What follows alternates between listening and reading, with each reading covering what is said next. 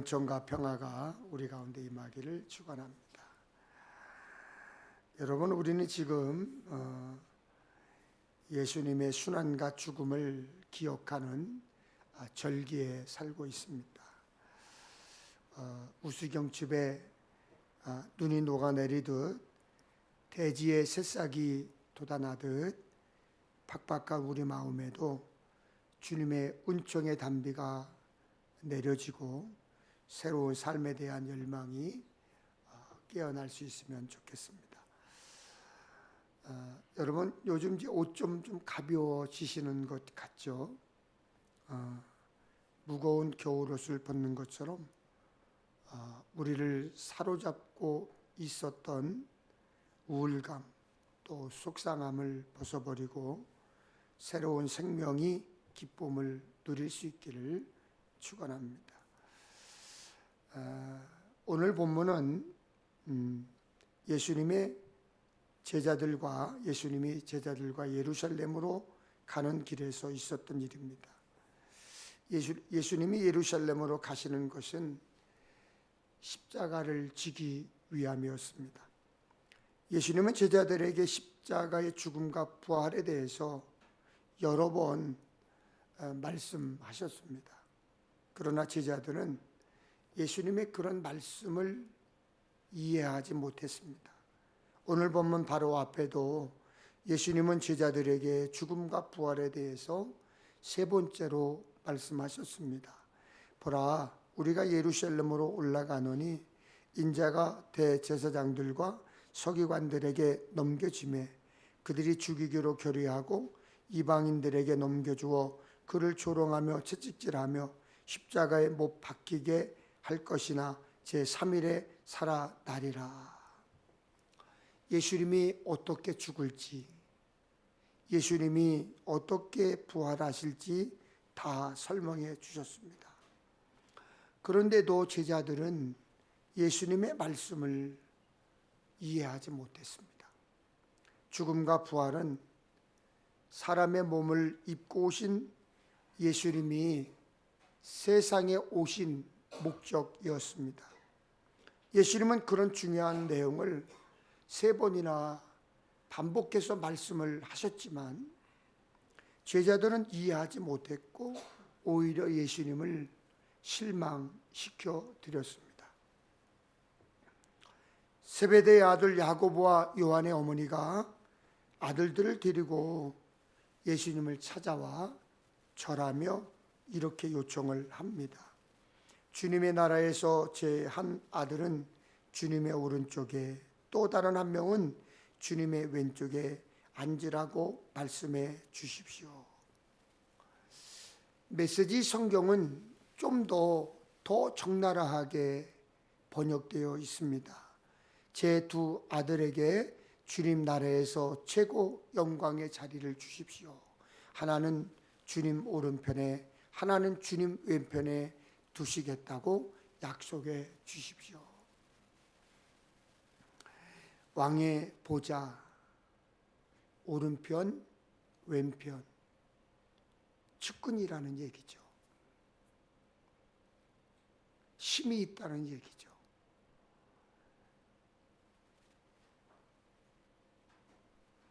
주님과 가장 가깝고 가장 명예로운 자리를 두 아들에게 주십시오라고 요청한 것입니다.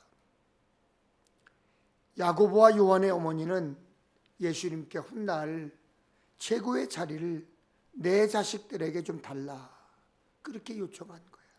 요즘으로 따지면 치맛바람이죠.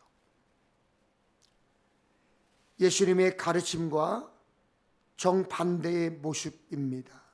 높아지려면 낮아지고 으뜸이 되고자 하는 자는 종이 되라는 예수님의 가르침과는 상관없는 아주 얄팍한 모습을 보입니다. 야고보와 요한,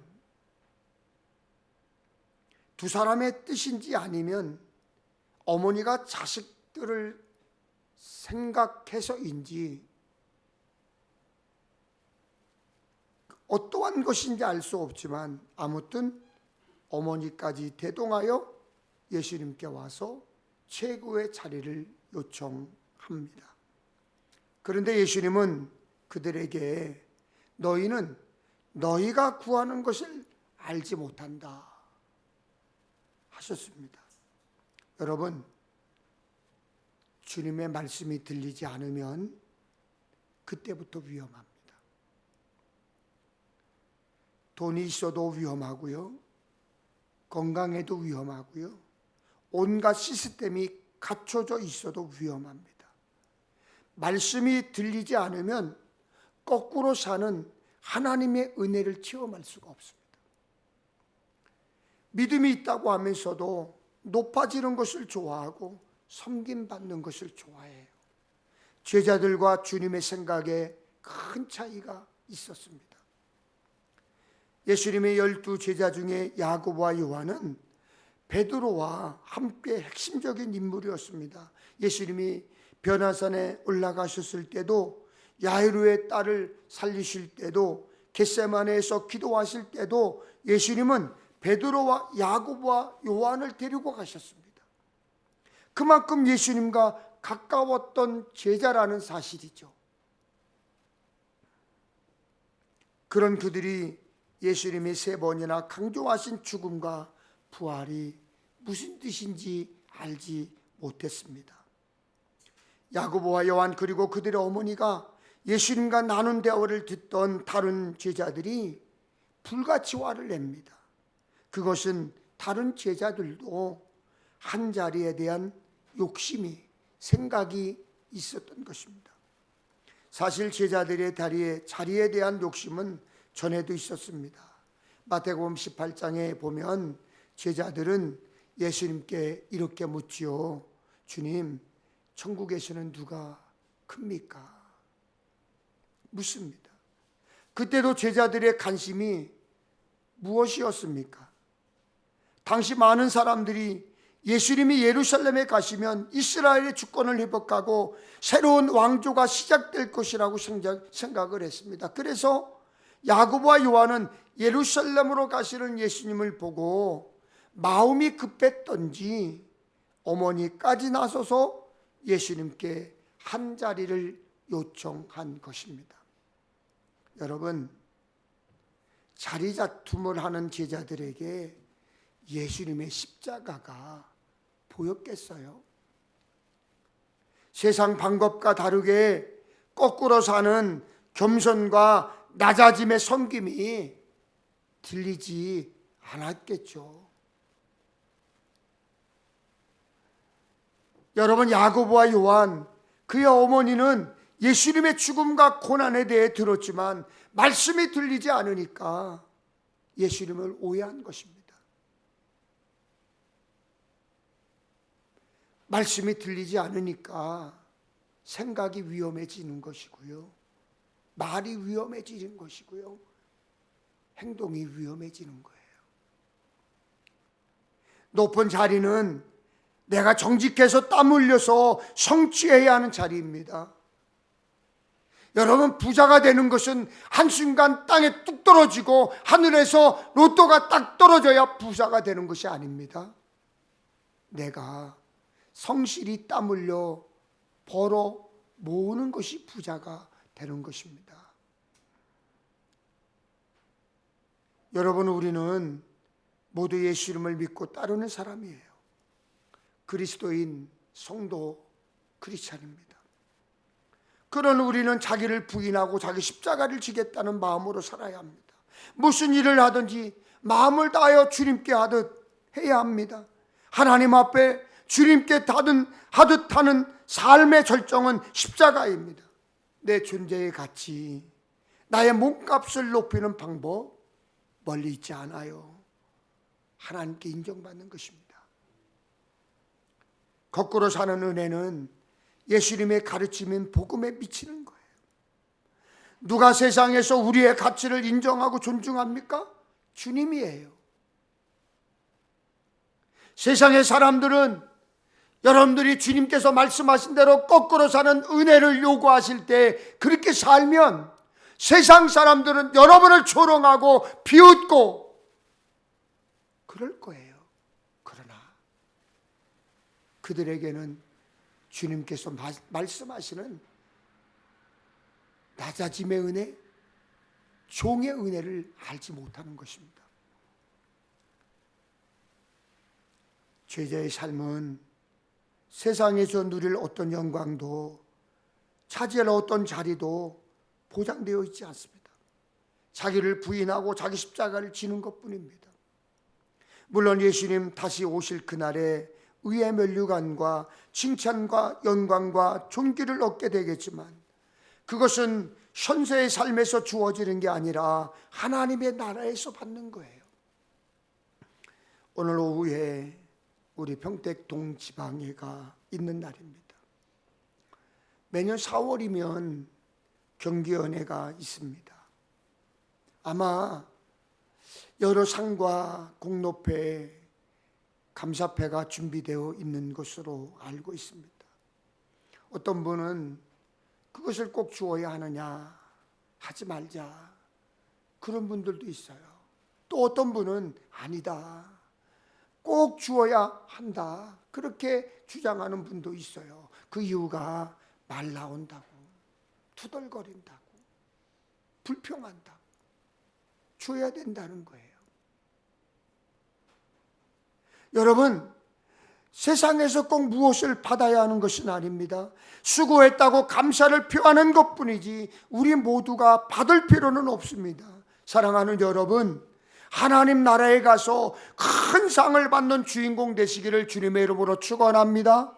생명의 면류관 받기를 축원합니다. 그것이 우리가 요구하고 우리가 소망하는 상 아니겠습니까?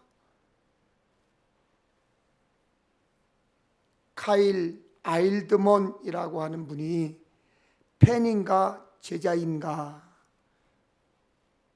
본문은 Not a Fan이라고 하는 책을 썼어요. 그 책에 요즘 예수님을 따르는 많은 사람들이 제자가 아닌 팬에 가깝다고 지적합니다. 팬은 누군가를 열정적으로 좋아하는 사람을 말하지요. 저희 장모님도 올해 87세, 87살인데 트로트 가수 정동원 씨를 좋아해요. 어제도 저희 아내에게 전화가 와서 정동원 얘기를 한참 하시고 끊으셨어요. 제 딸은 엑소를 좋아합니다. 그 중에서도 백현이라는 친구를 좋아합니다. 여러분도 가수, 배우, 탤런트, 스포츠 선수 중에서 좋아했거나 지금 좋아하는 사람들이 있을 거예요. 저도 있어요. 축구선수 황희찬 선수를 좋아합니다. 그런데 그렇게 좋아했던 마음이 여러분 영원하던가요? 팬은 영원하지 않습니다. 팬으로 좋아했던 스타에게 루머가 생기면 실망하여 쉽게 돌아서기도 합니다. 그리고 더 좋은 스타가 나오면 팬심은 옮겨갑니다. 요즘도 예수님을 스타 정도로 여기고 따르는 이들이 있습니다. 처음에는 마음을 다하고 목숨을 다하고 뜻다에 사랑하겠다고 고백을 하면서 울며 불며 고백합니다. 열정적으로 신앙생활하는 것처럼 보입니다. 예수님의 기적, 예수님의 가르침, 예수님의 사역에 박수를 치며 환호합니다. 예수님 최고입니다. 예수님이 나의 왕이십니다. 침이 마르도록 찬양합니다. 그러다 어느 순간 깨닫습니다. 예수님을 믿고 따르는 것이 세상적인 성공을 보장해 주지 않는구나. 십자가는 희생과 섬김과 헌신을 요구하는구나. 그것을 깨닫고 알게 되면 아주 모질게 가차없이 돌아서지요. 처음에는 예수님을 위해 모든 것을 내줄 것처럼 하다가 언제 그랬냐는 듯이 돌아서는 것. 스타와 팬의 관계가 요즘 예수 믿는 사람들과 예수님과의 관계에서 많이 볼 수가 있습니다. 여러분, 누구를 계속 좋아하는 것, 쉽지 않습니다.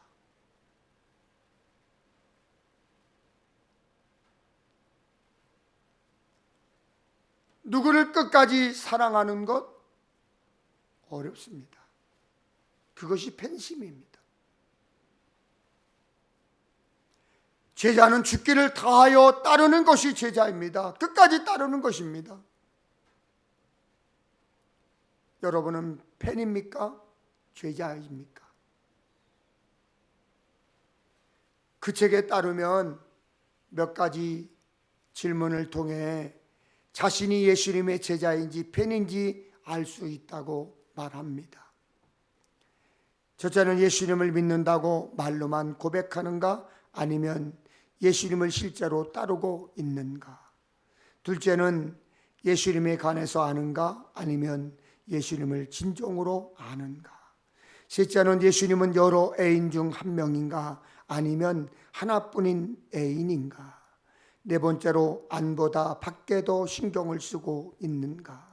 다섯 번째로 자기심을 믿는 팬인가? 성령 충만한 제자인가? 여섯 번째, 뭐든 적당히 하고 있는가? 전부를 포기하고 있는가? 예수님은 제자를 부르셨지 팬을 부르지 않으셨습니다. 하지만 예수님의 십자가 고난과 죽음 앞에서도 제자라고 말할 수 있는 사람은 그리 많지 않습니다.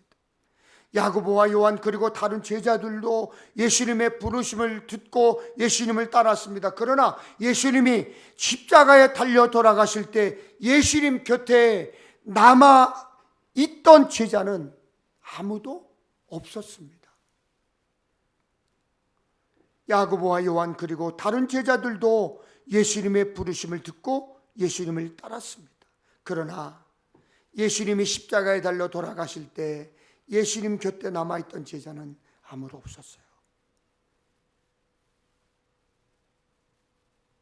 제자라고 말할 수 있는 사람 없었습니다. 예수님을 따르던 12 제자도 결국 예수님께 잠시 열광했던 팬에 지나지 않았습니다. 예수님은 예수님의 우편과 좌편에 앉혀달라는 제자들과 그렇게 말하는 제자들을 미워하는 다른 제자들에게 이렇게 말씀하십니다. 이방 사람의 통치자들은 다른 사람의 주인이 되려고 한다는 것을 너희가 안다. 그 고관들은 사람들에게 권력을 행사한다. 그러나 너희는 저희들과 같이 되어서는 안 된다. 누구든지 너희 중에서 높아지려면 먼저 섬기는 자가 되어야 한다. 만일 누구든지 너희 가운데서 첫자가 되려면 너희의 종이 되어야 한다. 세상은 다른 사람의 주인이 되어서 머리가 되어서 부리려 하고 권력을 행사하려고 합니다. 그래서 갑질이라는 이야기가 나오는 거예요.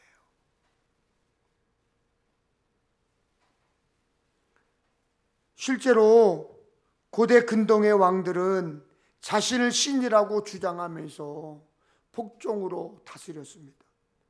로마 황제와 그 각 지방에 있는 황제 대리인들도 대체로 어떻게 했어요? 잔인하게 백성들을 다스리고 복종으로 다스렸습니다.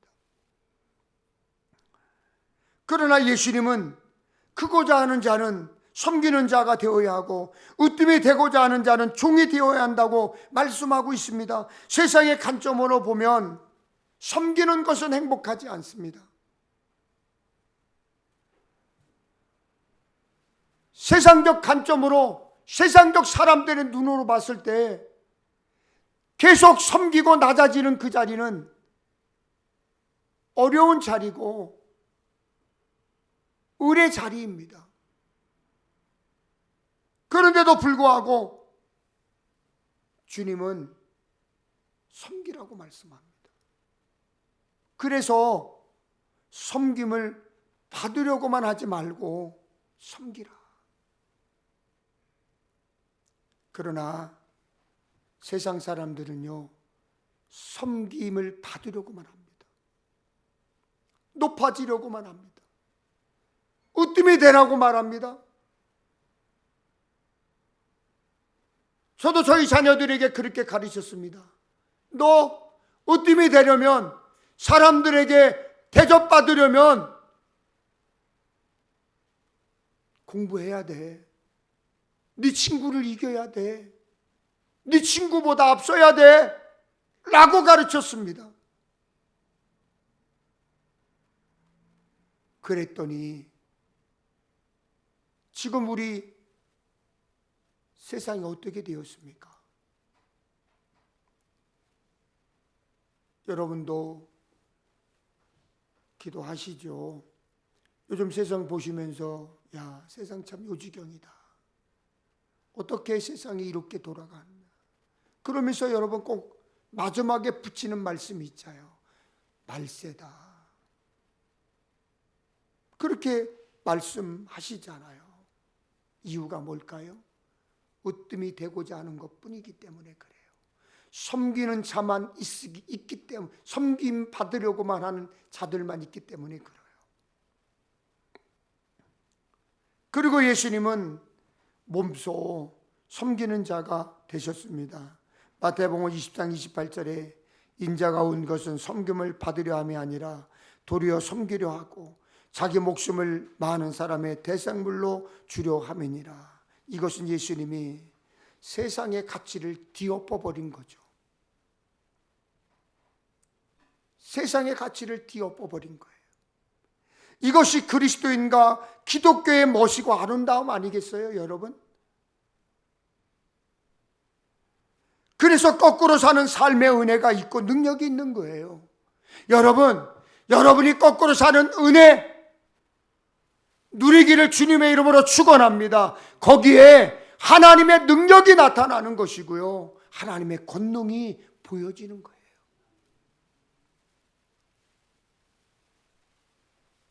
사람들은 그러죠. 왜 그렇게 사느냐? 왜 그렇게 살고 있어? 라고 말하죠. 그러나 거기에 예수 믿는 사람들의 가치가 있고요, 존중이 있고요, 멋이 있고요, 아름다움이 있는 거예요.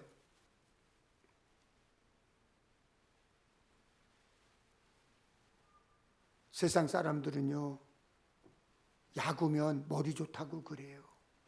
얍삽 빠르면 똑똑하다고 얘기해요. 그러나 우리 예수 믿는 사람들은 그렇게 말하지 않습니다. 미련한 거죠. 세상 사람들이 보면 우리는 미련한 거예요. 그러나 하나님 앞에서는 지혜로운 것입니다. 교회에서 집사, 권사, 장로, 교회에 직분이 있어요. 그럼 계급이 아니에요. 직위가 아니에요. 차츰 높아져야 하는 계급이 아닙니다.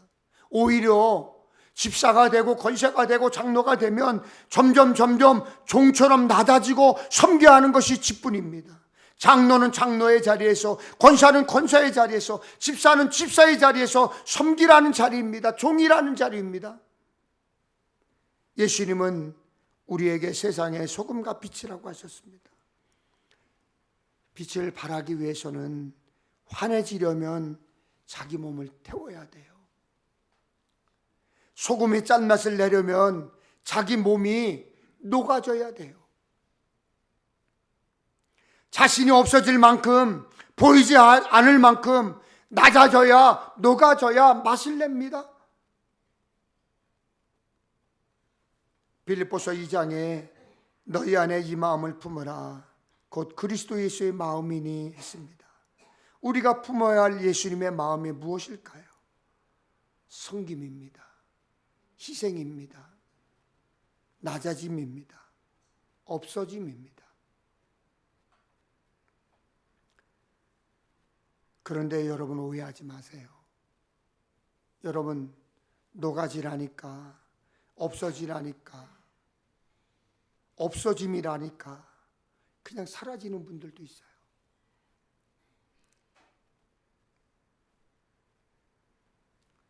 눈치만 보고 멀뚱멀뚱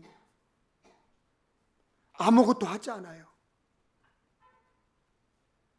그건 낮아지는 게 아니에요. 겸손이 아니에요. 섬김이 아니에요. 그것은 섬김도 낮아짐도 아니에요. 여러분, 왜 신앙생활을, 믿음생활을 바보같이 하죠? 미련하게 하죠? 주님께서 말씀하셨어요.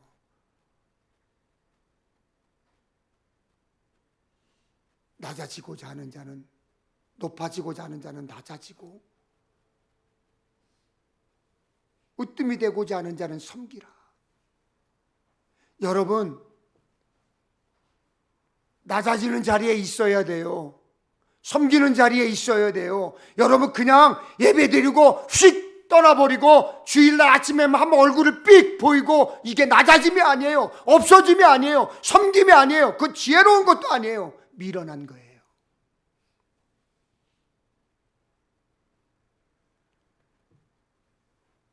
가정에서 여러분, 주님께 하듯 해보세요. 아내에게, 남편에게, 자녀들에게 주님께 하듯 해보세요. 왜 가정에 문제가 생기고 싸움이 일어납니까? 부부간에 갈등이 생기는 이유가 높아지려고 하기 때문이에요. 더 대접받고 더 인정받고 싶기 때문이에요.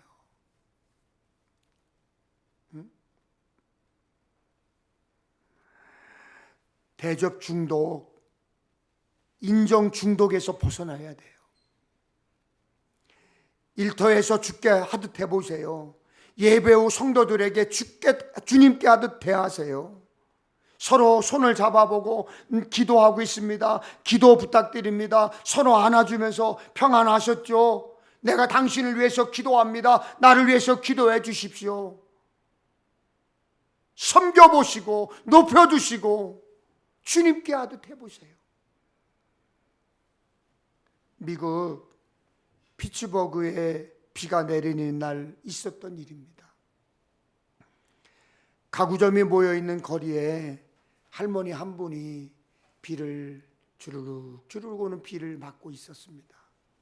그때 어느 가구점 주인이 그 할머니를 보고 안타까운 마음에 나와서 말했습니다. 할머니, 이쪽으로 들어오세요. 비 많이 내리는데 비 맞지 마시고 여기서 쉬다 가세요. 들어오세요. 그러자 할머니는 아유, 괜찮습니다. 내가 가구를 사러 온 것이 아니니 차를 기다리고 있으니 괜찮습니다. 그리고 한결같이 가구점에 들어가는 것을 말렸습니다. 반대했습니다. 근데 가구점 주인이 자꾸 들어오시라 다시 말했습니다. 물건을 사라는 것이 아니라 그냥 편히 앉아서 차를 기다리세요. 할머니는 미안해하는 표정을 지으면서 가구점 안으로 들어가 차를 기다렸습니다. 뿐만 아니라 가구점 주인은 할머니에게 차 번호를 물었고 그 차가 오는지 수차례 확인을 했습니다. 그리고 마시는 차도 대접해 드렸습니다. 시간이 지나 차가 도착을 했고 가구점 주인은 할머니를 깍듯하게 배웅해 드렸습니다. 그리고 며칠 후 그 가게 주인은 한 통의 편지를 받았습니다. 비 오는 날 저의 어머니에게 베풀어 주신 친절에 감사를 드립니다. 감사의 뜻으로 앞으로 우리 회사에서 필요한 가구를 구입할 때마다 당신에게 의뢰하겠습니다. 제 고향 스코틀랜드에 큰 집을 짓게 될 것인데 그것에 필요한 가구도 일체 당신에게 의뢰하여 구입하고자 합니다. 그리고 그 밑에 카네기 올림이라고 써 있었습니다. 그 할머니 아들은 당시 강철 왕으로 불렸던 카네기였습니다. 가구점 주인은 할머니에게 베푼 작은 친절로 어마어마한 소득을 얻게 되었고 이로 인해서 그는 피츠버그에서 크게 성공하였습니다. 여러분, 예수님은 지극히 작은 자 하나에게 한 것이 곧 내게 한 것이라고 말씀하셨습니다. 임금이 대답하여 이르시되 내가 진실로 너희에게 이르노니 너희가 여기 내 형제 중에 지극히 작은 자 하나에게 한 것이 곧 내게 한 것이니라. 여러분, 누구를 대할 때, 누구에게 말 한마디 할 때 친절하게 대하고 위로의 말을 한다면 그 말이, 그 행동이 결국 여러분들에게 다시 돌아오게 되는 거예요. 여러분, 우리의 작은 손길 하나가 사람들에게 기쁨을 준다면 우리의 정성된 마음 하나가 하나님께도 기쁨이 되지 않겠습니까? 왜 주님께 하듯 하라고 했을까요? 지금은 사순절입니다. 부활절 전날까지 40일 동안 사순절입니다. 이 기간 낮아지고 섬기고 희생하며 십자가를 지신 예수님을 기억하면 여러분 어떨까요? 거꾸로 사는 은혜가 사순절 기간 강렬하게 체험했으면 좋겠습니다. 그래서 우리가 예수 생각 운동을 내일부터 진행을 합니다. 사순절에는 강된색이 여러분 보시다시피 보라색입니다. 섬김, 희생, 헌신을 뜻하는 것입니다. 우리 모두 무슨 일을 하든지 마음을 다하여 죽게 하듯 하는 복된 삶의 주인공 되시기를 간절히 축원합니다. 우리 찬양하면서